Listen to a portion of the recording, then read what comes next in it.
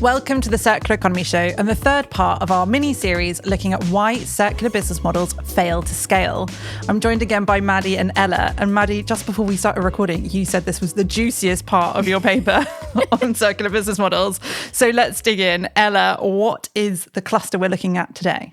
Relying on a narrow business case.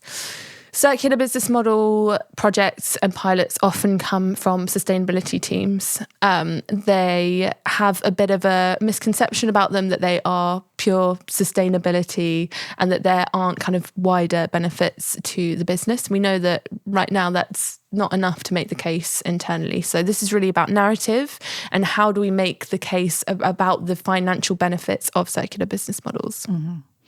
And Maddy, what are the pitfalls that are in that cluster? So the three pitfalls are not leading with the financial narrative, using limited financial KPIs, and missing a long-term mindset. So let's dig into that first one, not leading with a financial narrative. Yes. So as Ella said in the intro, I mean, so many of these initiatives have been born from sustainability, and that's brilliant. It's where a lot of the momentum has come from. Mm-hmm. But I think it has led to this misconception of circularity as a bit of a sustainability play. What we saw categorically is that it's much better to lead with a financial narrative, and actually much more compelling when you're really going for scale to have been led from the start from that financial narrative. And really we see so many benefits. We talked about this a bit in the first episode, but, you know, from the top line, we're seeing really new revenue growth in new areas, attracting new customers, increases to both the loyalty and the satisfaction of customers. And on the bottom line, we're really seeing, you know, a reduction in costs, related to material prices, and lots of risk reduction in terms of supply chain disruptions from climate impacts and political instability, and also just, you know, preparedness for policy that's upcoming, you know, all while hopefully also, attacking our climate and biodiversity targets. But I think, you know, what we really saw just super strongly was that we need to lead with that financial narrative. It's just, you know, the climate that we're in at the moment. And just to recap, when we talk about the financial narrative, we're talking internally there. It's not part of the Yes, the very much we're talking internally. So, you know, we really saw that models rarely scaled where the implementation teams had neglected that financial narrative, internally. And Ella, tell us some more about those examples. We love this example. It comes from an organisation that's really renowned for innovating and trying new things and kind of a real great culture of being okay with failing, but also being really engaged on circular economy and sustainability. Knowing that, they kind of really led one of their projects with an internal narrative that was about how they could reduce waste and reduce their CO2 emissions. It was a really interesting model, but they kind of filtered it through this pure kind of sustainability narrative, and it just didn't quite engage the leadership enough to get it off the ground, and the budget that they had wanted for their project went elsewhere. And a few months later, a disruptor actually took the project that they were going to deliver and it went to market and it did really well.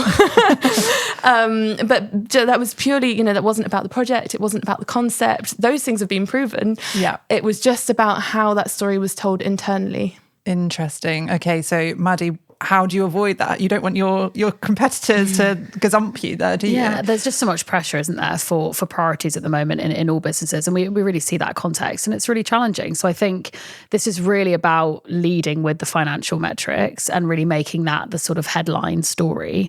You know, if you have great sustainability targets, if there's a great culture of doing those things in the organization, there's you know, nothing to say that you can't also have that added narrative. But this is really about, in any context, we've seen that it's more effective to lead with the financial narrative. If possible, that might look like having a revenue-based metric for circular business models. That's sort of the gold standard. In the fashion remodel, they chose to use gross percentage revenue. It's a really clear sort of business-centric metric to sort of establish and monitor and push for the support to do that. But, you know, you may not be able to do that. So it's really about still just leading with the financial narrative, even if you're not able to create that target across the organization. and then modeling the financial opportunity at scale, I think this can be a really powerful tool, particularly when, we're looking at the numbers from a pilot. You really may see those small scale numbers. That's obviously what you're proving in a pilot. If you're able to take that forward and prove over time, how that might increase and how, what that picture looks like in 5 years or 10 years, that's really compelling, especially when we look at, a lot of climate risk and a lot of, uncertainty around policy in those kind of horizons. So really matching that, using that modelling to match that. Also really thinking about modelling the size of the market that you're missing out on. We saw some companies do this really, really cleverly. But if Vinted is making a load of money selling your products, if you can calculate how much money you could be making if you were selling those products in-house, that can be a really compelling argument for starting to look long-term to build something internally. And then finally, I think it's about sometimes you need to collaborate to reduce those costs. There will be certain business models in certain contexts that actually, it's pretty challenging to make them stand up to sort of a linear price point at this point in time. And so considering how you can collaborate with others, not just, in your company, but also externally in your system. Yeah. We've got some fantastic work on commercial collaboration that really speaks to this. Yeah, we just published an episode on it. So brilliant. If people haven't heard it, then they should go back and check that out, because I think it's very reassuring to hear that from people that are already doing it. Absolutely. And, there's other ways you can think about it too. I mean, we did see some examples in the fashion remodel of companies stacking business models together. That can also be a really clever way in the short term to bring that sort of higher revenue initially, and then over the long term, you can spread that out. But, combining models that work well together to bring that higher return.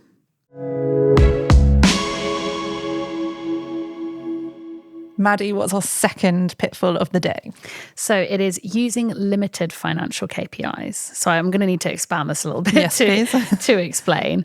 But as we talked about before, sometimes in the short-term horizon, linear innovation can stack up a little bit better against circular innovation if you've got a large-scale transformation that needs to happen. And if you're just purely looking at the profit margin, you might find that actually it doesn't look that compelling at the moment. What we've heard from so many organizations, and we've started to really look into in a lot of our reports, is there's so many other benefits to circular business models. We've touched on a couple of those already, but, the new sources of revenue that you can get from new customer segments that potentially haven't come across your brand before, increase to both the satisfaction and the loyalty of those customers. And what I think we see is in focusing on the financial narrative, which we've already said is really important, sometimes companies can get way too narrow with the focus of what that financial narrative is. So really thinking about direct returns is brilliant. So, reduced raw material costs, the resale value that's been generated, the asset reuse, great, but also the secondary drivers. So increased brand loyalty, deeper customer relationships, improved retention and satisfaction, and then really looking at risk mitigation as well. So have you saved money simply by, shortening your supply chain, or actually looking at your supply chains in a different way? So sometimes it can be harder to put an economic value on these things, but we really think that's valuable in the journey to scale, because it's going to really help to bring a more rich narrative around the financial benefits. Absolutely. And Ella, where is there an example of this going wrong for somebody? Quite simply, one of the organisations cancelled a pilot because the returns in the short term didn't look great, and then had follow-up from customers who were really disappointed. so they did a bit of an investigation to try and find out what was going on, and they actually found that there were real successes in terms of customer loyalty and customer satisfaction. So whilst in the short term it didn't look like a great financial story, there was a real opportunity that these metrics demonstrated about the potential of the growth of that model into the future. And it just been thrown away a bit too soon and not left to breathe. Just through not measuring beyond those kind of traditional linear KPIs. Yeah. So Maddy, what are the solutions to problems like that? It's a great question. I think the first thing is about broadening your definition of value. We've been looking at this in some of our work. So the fashion remodel has been working with NYU Stern to really look at what those other indicators of financial value could be. Mm-hmm. And they're looking at resilience, at customer loyalty, at climate goals. For those companies, that's what's really resonating with their leadership teams. Yeah. And it's really thinking about seeing those, those metrics as another way to prove the value. We've also seen this, I think, with customer metrics being used as great proof points. So we did a fantastic piece of work with Kantar, which really looks at the marketing metrics that you can use and what are those things that you should be tracking. So that's well worth taking a look at. We have a really great example actually of one company sort of applying this in practice and being very successful. So what they did was they had seen during COVID, they had massive disruption to their supply chain and to their raw material costs. And that had caused real disruption to the business and real financial value hit to the business. And they modeled those numbers during COVID, and they really looked at the broad effects and they came up with that number, and they modeled that forward, and they took some different climate scenarios and they worked out, what could be the future cost if this happened again. And actually they used that as a really compelling argument to build an internal function around circular business models. They did a small trial. They worked out what the potential numbers would be in terms of cutting their material costs, on the reduction of risk in the supply chain, of localizing those supply chains and therefore really reducing their exposure. And the numbers were absolutely fantastic. And when looked at in comparison to, the numbers during COVID, it was a really compelling story. So much so that the leadership team decided to launch an entire new venture internally in the company. And their entire ambition is to essentially make the rest of the business go bust. It was such a compelling future vision for them. And they're not waiting for another global pandemic, just to be clear. This is business as usual now. This is business as usual, but they just, they really understood the value of it in the long term. So I think that's a great example of broadening your look on what financial metrics can be and really using that to form a compelling business case. Maddy, the final pitfall of this episode is missing a long-term mindset. And I think we've touched on this already a little bit throughout the episode, but tell us a bit more about that. Absolutely. This is really about sort of having that long-term horizon. Business operations and customer behavior, all these things have to change when you bring a circular business model to scale. And if you're not allowing adequate time for that transformation to happen, you're just simply not going to see the financial returns that you want immediately. Yeah. And you've just got to be a little bit more patient with how some of those changes might evolve. You might also be optimizing as you go, because potentially you started out in a world that isn't that circular, and you're trying to launch a new service that's very different for your company and for your customers. And as you go, you'll really find ways to make that more efficient, to make it more effective, to design products in different ways. But that transformation takes time.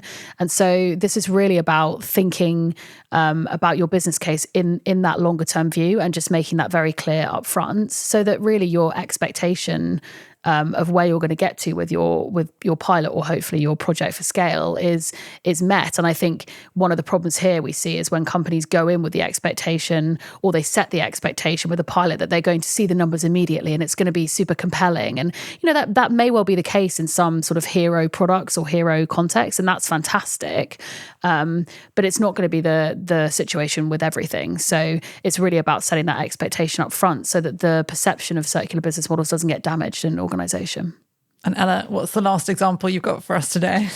Well, we hear this all the time with circular startups, actually, that they often pilot with larger, for example, retailers.